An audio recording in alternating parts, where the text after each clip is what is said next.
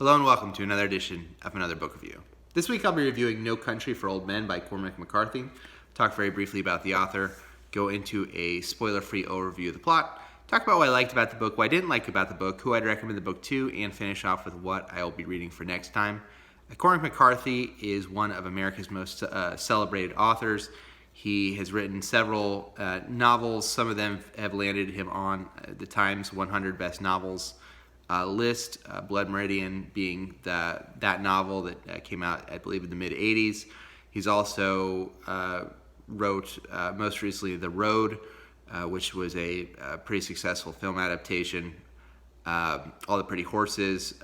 In this book, No Country for Old Men, which was made famously into a movie by Coen Brothers, maybe one of the best movies of the last 20 years. And this book, what it is about, for anyone who has not seen the movie, is really focused on three men in 1980 in Texas. One of them, a Vietnam vet named Llewellyn Moss, stumbles across $2.4 million in a drug deal gone wrong. He takes the money, and the rest of the book is really the consequences of him taking the money. He is followed by a man named Antoine Chigurh, who is after him to reclaim the money, who is violently after him to reclaim the money, I should say. And then finally, the third character rounding it out is a character named Bell, who is the sheriff of the county where this is all taking place, who is something of the detective of the story, of him trying to piece together exactly what is happening, who is after Llewellyn, if there's a way for him to resolve the situation without further bloodshed. This is a great book. If it wasn't clear in my description of the movie, in some ways it's a little backwards. Typically you would read a book before seeing a movie, and the book came out in 2005. I think the movie came out in 2007. I'm just now getting around to reading the book. I've seen the movie a couple times in the last 10, 15 years, and really, if nothing else, made me appreciate how good the movie is, because the movie is a relatively straightforward adaptation. They make some tweaks here and there, but it's a pretty faithful adaptation to the book. But the book stands on its own. It really does. And Cormac McCarthy is known stylistically for a few things. One of them is the kind of minimalist or sparseness in his description of a room or environment. He tells you exactly what you really need to know to follow the story, and really not much else. There are some really extremely tense moments in this book that come in part due to that writing style. He has maybe one of the best ears for dialogue that I've ever seen in an author. You'll see in the book, is 300 pages, but it flies by, in part because he rarely attributes dialogue to characters, so you are really figuring that out. Because of that, I think there's very few scenes where you have multiple characters really talking to one another. Usually you have one or two characters in the scene. He also seems to shy away from using, at least in the case of Llewellyn Moss and Chigurh, he doesn't really have a lot of internal monologue of these characters, and so you're really, as a reader, expected to bring your own interpretation to what is going on, and you're expected to really pay attention because he doesn't over-explain anything, and there are times where scenes in this novel take place chronologically speaking, it's not quite clear when things take place in certain parts of the novel, and it's really only explained through dialogue, and so if you're not following closely, it's a little bit easy to get lost in what is happening. I don't believe there are any plot holes in the book, but sometimes it feels like there may be plot holes.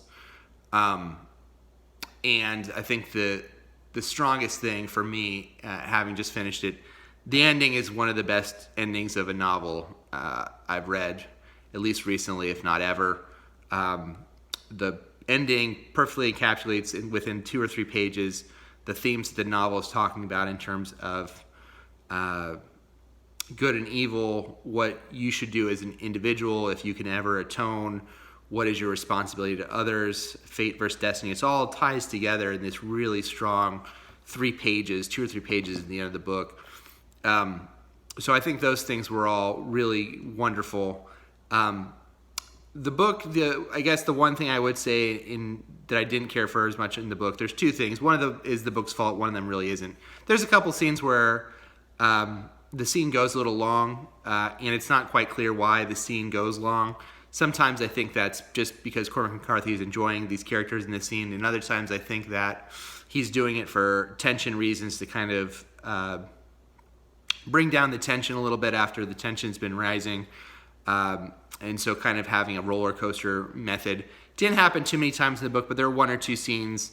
There's a scene where a character's buying clothes, and that scene I think went on a little bit long. There's another scene that's actually really pivotal in the book, and I think that scene also went a little bit long.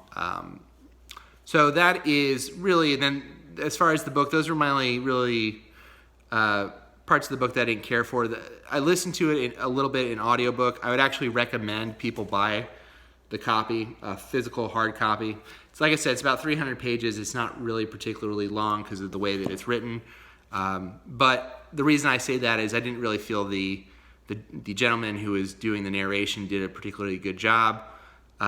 He also, in my opinion, I do know that it's not my opinion, there are some lines of word choices that he changed from the original written text that I was like questioning why that was.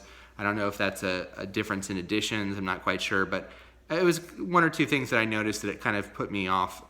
And like I said, I think his reading voice doesn't do a lot of justice to the characters in the dialogue. Who would I recommend this book to? If you're someone who is a writer, I think there's a lot of really strong things to learn in this book. Like I said, the ear for dialogue is amazing to me. I think the way the ending encapsulates everything, the way that he builds tension and releases tension are all really top-notch in my opinion. I think if you're someone who likes your stories a little bit grittier, a little bit darker, I think that's here as well. The book is violent, I will say, for people who kind of shy away from violence. There is violence in the book. There's a lot of characters who meet grisly demises. The other part of it that I would say, if you're someone who doesn't want to work to understand things, Cormac McCarthy doesn't go out of his way to really overly explain any parts of this plot. The beginning of the book, for instance, this is not a spoiler, it's literally how the book kicks off. There's characters, Llewellyn Moss stumbles across a drug deal gone wrong where both parties have been shot and killed and no one else is around. There's dope there and there's money and that's it. The book isn't really interested in telling you exactly why this went wrong or whose fault it was and all those things. So if you're someone who likes that extra effort into who is this character, what is their connection to this thing, a lot of times McCarthy will just refer to people as the man, and you have to bring your own interpretation to exactly who this person is because the book isn't really particularly interested in explaining who exactly these people are. So not a book for everybody, but a book I deeply, deeply enjoyed, and one that I highly recommend to the people that I pointed to. So that's No Country for Old Men by Cormac McCarthy. I'd also read, just to give everybody my history with him a little bit, I've also read All the Pretty Horses and Blood Meridian. I would actually recommend this. I think this book is a little bit easier to get into than either one of those books. Yeah, so that's No Country for Old Men. Next time I'll be reviewing two different things because I'm going to be reading City on Fire, which as you can see is quite a large book. It's going to take me some time to read that, and so I will be reviewing this book in probably 3 or 4 weeks. In the meantime, next weekend I'll probably do a review on Malcolm Gladwell's newest book, The Bomber Mafia, which I've started listening to on audiobook. Until next time, please feel free to like the video, subscribe to the channel, follow me on Twitter. I'll have my Twitter link below. Until next time, bye.